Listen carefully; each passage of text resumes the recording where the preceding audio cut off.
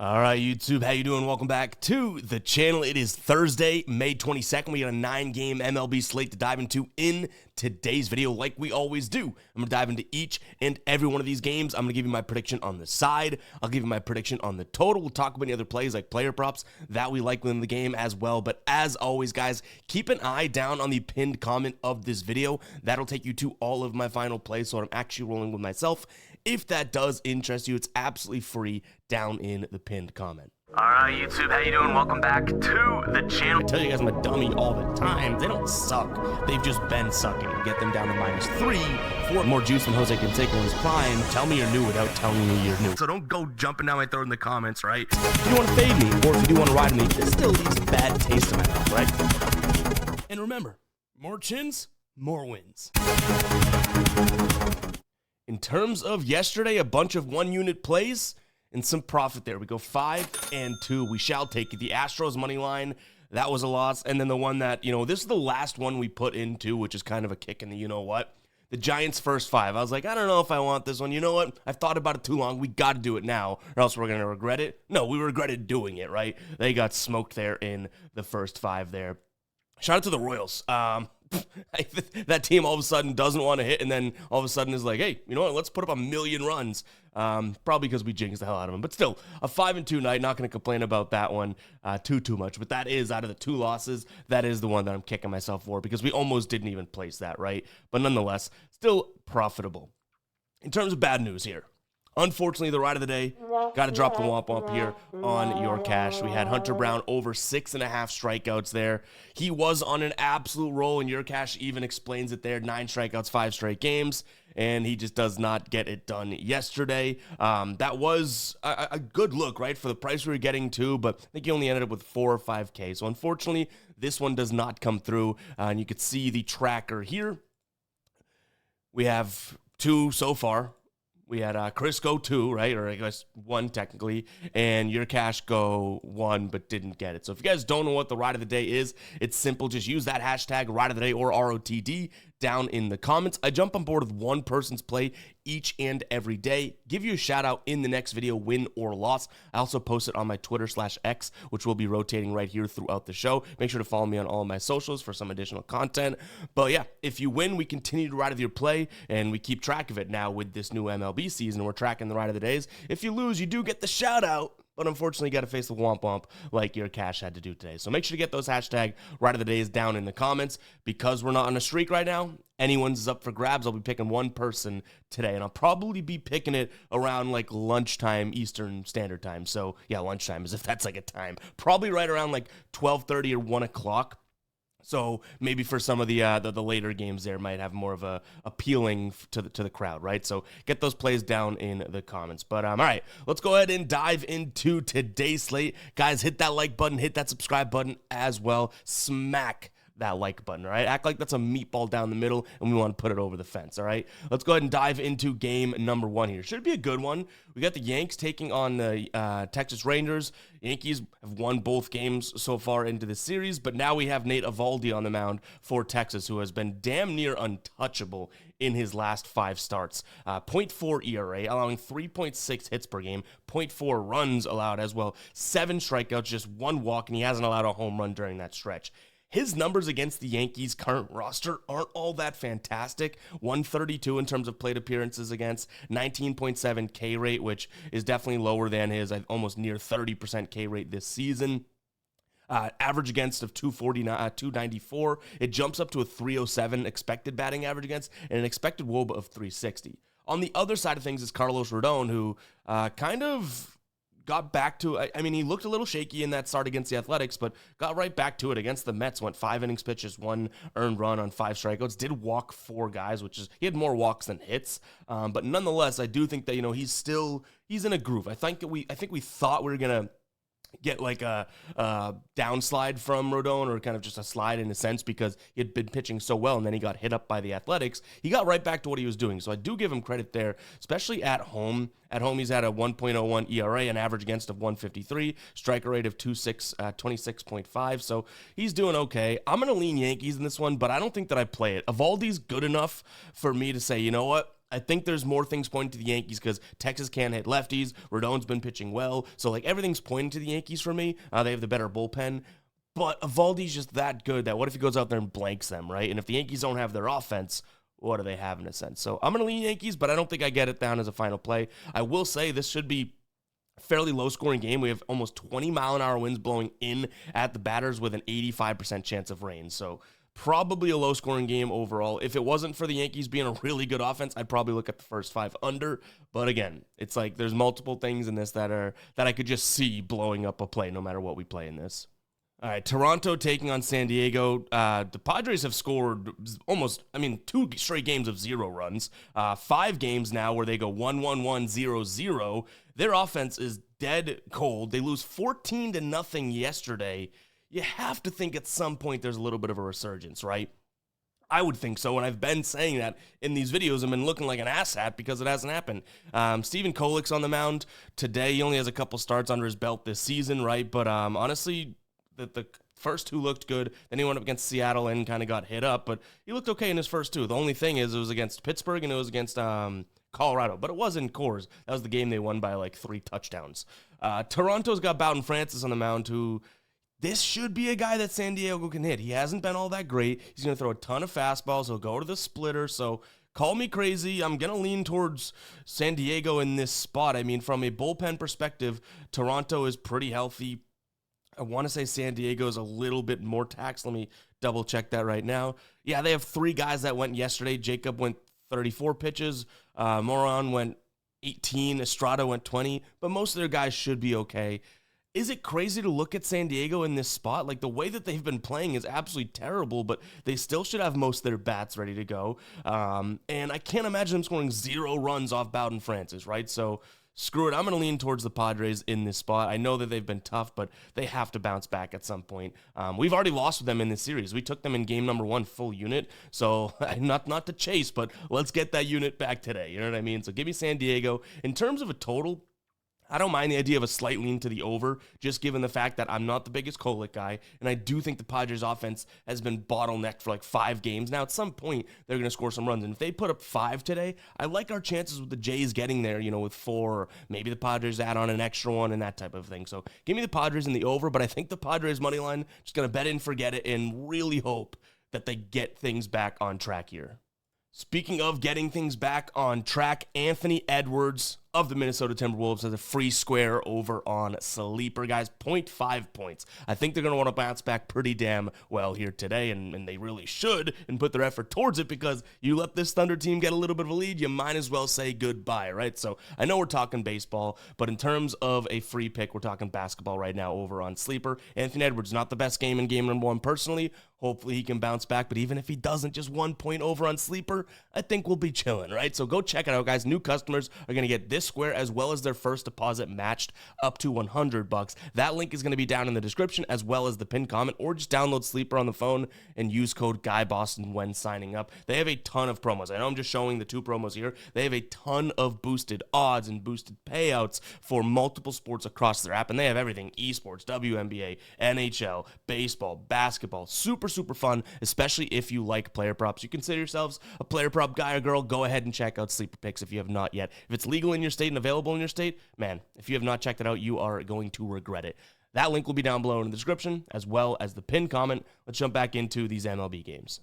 Moving on, Colorado taking on Philadelphia. So this one could be a little interesting. We have Ranger Suarez on the mound for the Phillies, right? But I want to talk about German Marquez, who's pitching for Colorado first, because as much as he's stunk, he has a really good start this season, and those are few and far between for him. But 6 innings pitched, 0 earned runs, 4 strikeouts, 0 walks, just 4 hits against the Phillies back in late March. So he's already pitched well against them. I will say that seems like an anomaly out of everything that we're looking at, right? Like every other start that he has, I think he has like 1 or 2 other good starts. So this is probably a spot in which we still consider the Phillies.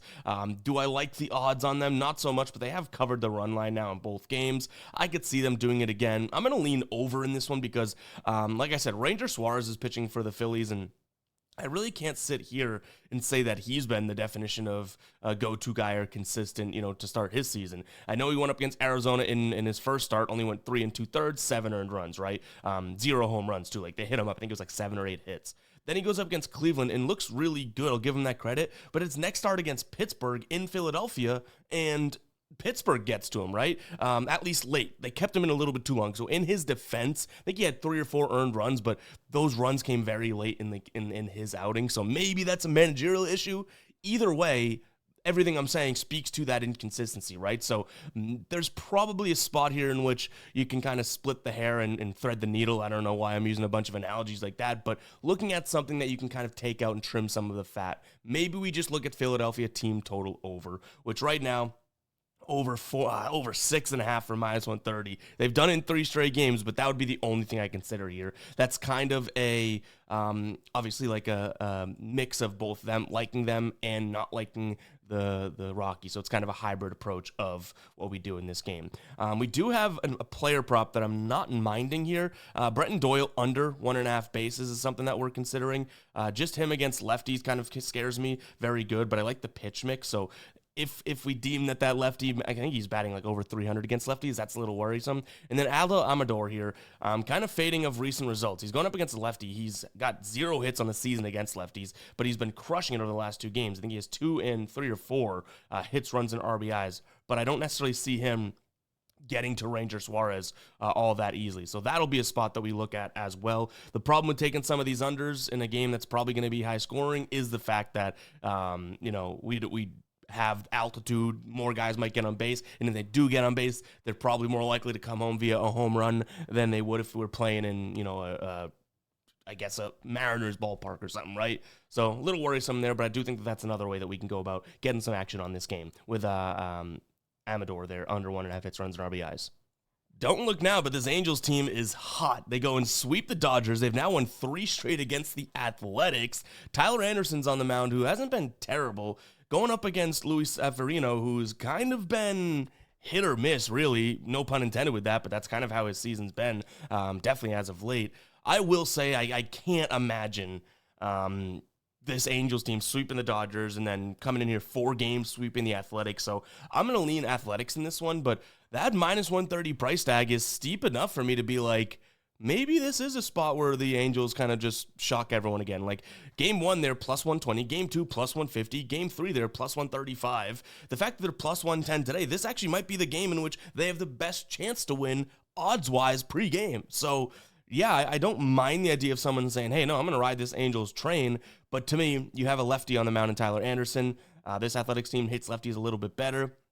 They hit the fastball well. They hit the changeup well. I think there is a way to get the Athletics, but that -130 kind of scares me. So the fact that this isn't, -150 or whatever, it's steep enough that I kind of think, okay, yeah, they're probably they are heavily favored, but it's not steep enough for I'm like, this is a given, right? If this is like -140, I think the books would be tipping their hand a little bit, being like, yeah, we think the Athletics are going to win, but I don't know. Kind of seems like the Athletics are, the Angels are on a little bit of a run right now, doesn't it? So we'll see what we do with this one. I don't mind the over either way. We've seen some high-scoring games here in this series, and I would say as long as, Severino is meh, we may get 3 runs out of the Angels in the first 5 or so. The bullpens for both these squads I'm not diehard about. They're pretty bad, so I think that it'd be silly to lean towards an under the way these two teams are playing, but I don't think that I would ever take the over before I get to the Athletics. Like, if I think runs are going to be scored in this game, I think the Athletics are going to do their part, and I'd probably end up taking them. So, yeah, we might be back in Luis Severino today. I just really I'm going to keep digging into that pitcher matchup to kind of get a better feel, I would say, because I want to say both these guys in my early research have good numbers against the current rosters. So we'll see what we end up doing there. Maybe that lefty-righty split, the fact that the A's hit lefties well, might be the thing that puts us over the top. All right, Detroit taking on Cleveland. We have Jack Flaherty on the mound for Detroit going up against Tanner Bybee. A decent pitching matchup here, I would say. And in terms of weather in Detroit, it looks like it's going to be really cold, but wind blowing out. So whether you're a guy that likes to value the weather in terms of wind or temperature, I'm actually going to say that temperature being like 50 degrees is going to make this a low-scoring game. So with those two pitchers on the mound, I really don't mind the idea of a first 5 under. I think that, even Tanner Bybee could have a decent game. Now, I do worry about him because when I say he could have a decent game, he hasn't looked tremendous lately. He has his most recent start where he kind of struggled. Before that, he was pitching fairly well though, right? Like pitching deep into games, not getting too many hits. So hopefully he can kind of get back to form. I would say the numbers against this current Tigers roster worry me though, right? Like that's the side that I don't think is looking good if we were to take a first 500. 116 plate appearances against, 19% K rate. This season he's rocking, I think, a 16% K rate. So yeah, maybe that's good. It's a little bit up from his season, but a 9.5% walk rate. This season he has like an 8.5% walk rate. So, you know, that's kind of normal. I'm talking his normal numbers versus what he's done against guys on this roster. But this is where it gets dicey. An expected batting average against of 316, an expected WOBA of 399, an expected slugging 543. On the other side, Jack Flaherty, 90 plate appearances against this current Cleveland team, right? Which is a decent sample size. 28% K rate, 5% walk rate, average against of 176, WOBA against of 224. So he should do his job. I guess we ultimately end up having to worry about this Cleveland squad, right? And I don't really know. I mean, Cleveland played, what, a couple games yesterday, right? It was they had the suspended game that now they're going to play in September, and I'm still confused as to how that all shook out, but they played 2 games yesterday as far as you know, we know now, right? And they still didn't really even use many bullpen arms. I think they used like 3 or 4. So their bullpen's okay. Detroit's bullpen's really, really taxed. So the hard part is I like Detroit in this matchup. I kind of want to go first 5 for them, but also first 5 under. So that's what I'm probably going to be on. In fact, let me get the first 5 odds here for both those numbers because we don't have updated lines or odds for those. So right now, first 5 money line. This would be us backing Detroit. Okay, minus 140. I was going to say if this is anywhere inside minus 140, we might pull the trigger. I don't mind that spot. I think that might be a final play. Detroit first 5 money line. But do we feel a little bit more comfortable with the first 5 under, which at that point we're looking at a line of 4.5 for minus 135. With Tanner Bybee on the mound so far this year, they've hit the under in 56% of the games, but when he's gone over, when he's been away, they've hit the over in 80% of their last 5, so 4 of their last 5, right? Jack Flaherty on the mound went at home this year 2-2, and 67%. He's actually been way better on the road in terms of first 5 under. So you know what? Let's just go Detroit first 5 money line. I think that's going to make sense. And if they get to Tanner Bybee, they get to Tanner Bybee. We don't care about how many runs, right? We just want them to get more runs. So I think that's what we'll end up doing. In terms of a total, I still don't mind the idea of an under. It's going to be really, really cold. I think Jack Flaherty can pitch well. So maybe a full game team total under for Cleveland too, if we really want to isolate it to that side, if you believe that this Detroit team can go out there and score some runs. So yeah, first 5. And then also what we've been cashing is Detroit's team total over. So yeah, this total is kind of weird because if there's going to be a team that scores, I project that to be Detroit. But again, it's going to be very, very cold. So Cleveland team total under, first 5 under. And then if you really wanted to get dicey, you could probably look at, if you want an over, I should say, Detroit team total over is probably the only thing that I would end up liking. Pittsburgh taking on Milwaukee. Kind of a tough one to judge here. The pitching-wise, we have Mike Burrows, who I think only has like 3 innings of MLB action, maybe last year or the year before, going up against Carlos Rodriguez, who also don't know too much about. So you have 2 terrible offenses, and you have a guy that hasn't pitched in the bigs. I think he pitched in the minors so far this year in Carlos Rodriguez, but hasn't pitched in the bigs since 2 years ago, where he had 3 starts at a 1.7 whip, a 7.3 ERA. Not all that great. Going up against a guy that's only has 3 innings of Major League Baseball experience. So kind of tough here. I think the lesser of 2 evils would be just looking at the home team for plus money. And that's really only based on a couple things. I think that Pittsburgh's bullpen, albeit not the best bullpen, is a little bit better than Milwaukee's.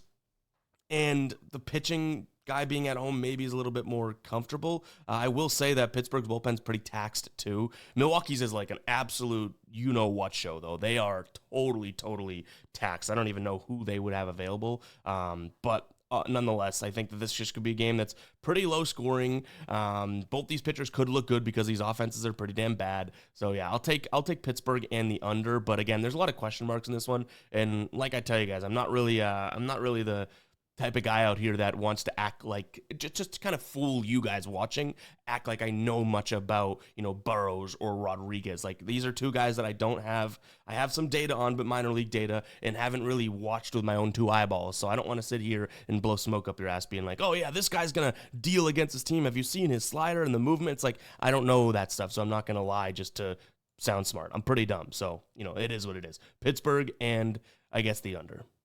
Hey guys, real quick, I want to let you know that we do post content over on Instagram right here, MLB Picks. If you guys do want to follow me there, we're doing a ton of short form content, whether it's fun content, some additional plays that maybe we give more context to, same game parlays for these NBA playoff games, things of that nature. So go ahead and follow me over on Instagram. It is absolutely free. I'm really trying to put some effort in there and grow this bad boy this year, and it's been going pretty well, right? So check me out over there. A lot more personal stuff, some behind the scenes stuff as well. MLB Picks, that's EVPICKZ, if you do want to follow me over on Instagram. All right, Washington taking on Atlanta. We talked about this game yesterday, right? Same pitchers as well. We got T-Dub going up against A.J. Smith-Shawver. I would say that, nothing really changes for me. I think the fact that this Washington team won the day before or I guess now 2 days ago, kind of spoils the milk in a sense, because I was looking to take Washington in this game too, because I do think that Williams could have a decent outing, but Smith-Shawver, I would say, is due for a little regression. But again, because Washington already won game one of this series, it does ultimately make me end up leaning towards Atlanta. And what I mean by that is, I like the idea of, why are we backing the Padres today, right? Because they've done nothing, and I'm thinking that the opposite's going to happen, kind of the contrarian approach. With this, it would be, okay, well, Atlanta doesn't really hit, I guess the pitch mix that we should see from Trevor Williams all that much, and I was kind of hoping that we'd see a decent outing out of him, and he has some good numbers against them, right? So, yeah, I'm going to lean towards the Braves in this spot, but I kind of wanted to get to the Nationals, just not enough there for me to get there. In terms of the total, though, I don't mind an idea of an over. Like Smith-Shawver, I do still think is due for some regression. His recent starts, and he's a really good pitcher, so I'm not trying to say oh, he stinks, he's going to stink at some point, but his most recent start was really good against this Washington team in particular, right? So they've already seen him. You go a couple starts before that, and it's like, well, Cincinnati, Pittsburgh, Colorado, Tampa Bay, the teams that he's seen, yes, he has great numbers against, but really, really bad teams. Like Washington, yeah, he blanked them, I want to say, what was it, 2 weeks ago or something like that? But to me, it's like they've seen him recently. Now within a week, they could be able to get to him today. Maybe there's some regression coming, if that makes sense to you guys. It makes sense in my brain. So I'm going to lean towards Atlanta, even though I do think that, Washington might be able to get to him, but maybe the over is the way to play that, because who's to say that Trevor Williams is going to do anything against this Atlanta team? I think the pitch mix looks good, but all of his other, ancillary numbers kind of look meh. Now, he's been decent at home, though, which is a feather in his cap. Red Sox taking on Baltimore. So watching this game last night, or the Red Sox game last night against the Mets, was frustrating as all hell, because the Red Sox bullpen is in shambles right now. Garrett Crochet looked pretty good, and they ended up having to go to the bullpen. Bernardino went 20 pitches. Hendricks went, I think, 30 pitches. We saw 32 from Newcomb as well. The Alex Cora, I don't know how well he managed that. Yes, you have some of the late hitting guys, but now we're going to get Wilson and Weissert, and as bad as this Baltimore team is, I think that they might be able to get to the bullpen. That being said, the Baltimore bullpen is kind of in shambles as well. So I guess for that -130, Red Sox at home against this Baltimore team that just stinks out loud. Yay, they got a win yesterday, 8-4, big whoop. They hadn't won in 8 games prior to that, and they're barely scoring runs. So I think this Boston team can hit Cade Povich.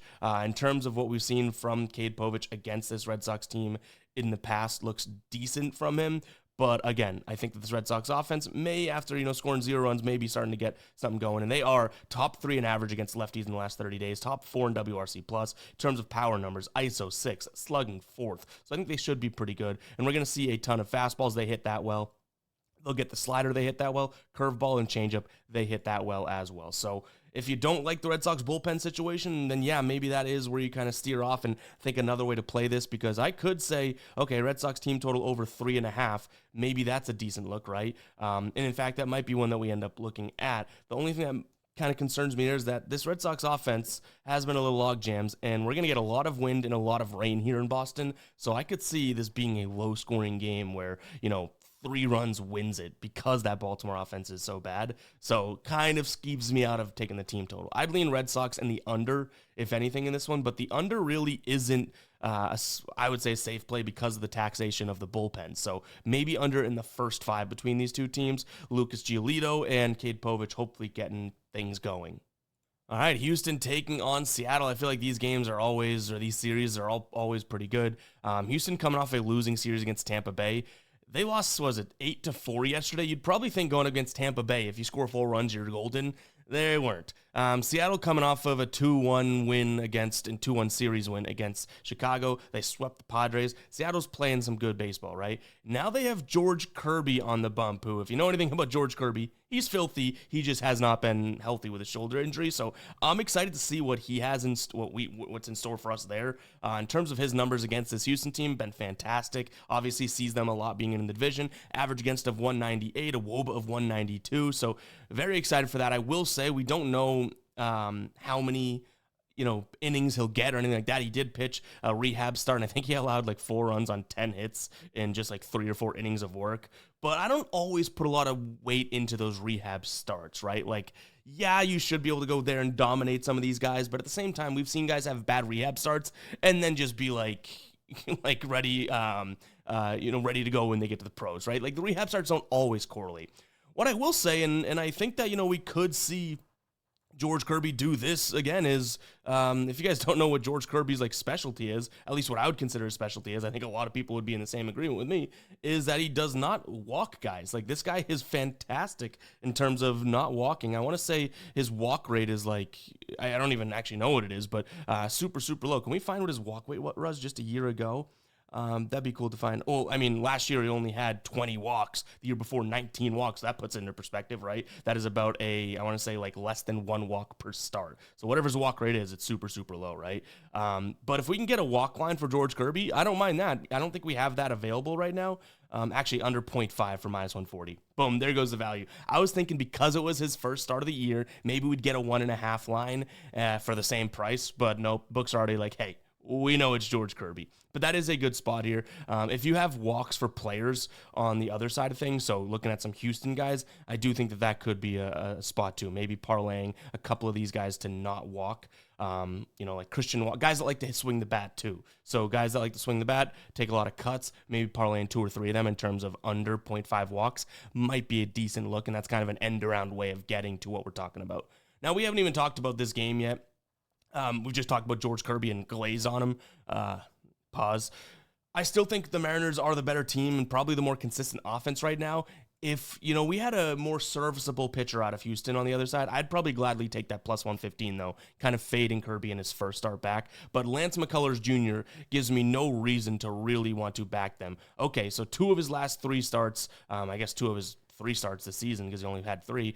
He had shutout performances, but he's only pitching, 3 2/3, 4 innings pitched, that type of thing. If we have to get to the bullpens in this one, I know Houston's bullpen is good, but I think that there's some volatility in there, and especially given the fact that all of their sort of middle relievers and long relievers have pitched recently. Like they're going to have to go to King, Abreu, and Hader pretty quickly if they want fresh arms out of the bullpen. So yeah, bullpen-wise, I think Seattle's in a little bit better situation. They have more bullpen arms already. Houston's at one of the smallest bullpens in the league. So yeah, if it was anyone but Lance McCullers, I think I'd be taking Houston, but it is Lance McCullers. So give me Seattle. And then in terms of the total, I don't mind the idea of, Seattle team total over. That way we don't even have to worry about, I guess, George Kirby. That might be something that we end up playing. But I'm not sure if Houston's going to contribute. Like, again, if Kirby is 100% and good to go, we're going to see some decent pitching out of him because he has really good numbers against the squad. So it's tough to take an over. I think that would be the side that I lean towards because, again, Lance McCullers, the bullpens, all of that. So I'll say Seattle in the over or Seattle team total over. I talked about that game a lot, and we're still kind of deciding if we're even going to have any final plays in that game. But guys, that's going to wrap it up for today's show. Hopefully you guys did enjoy. If you did, go ahead, hit that like button, hit that subscribe button. Catch you guys in the next one, all right? Peace out.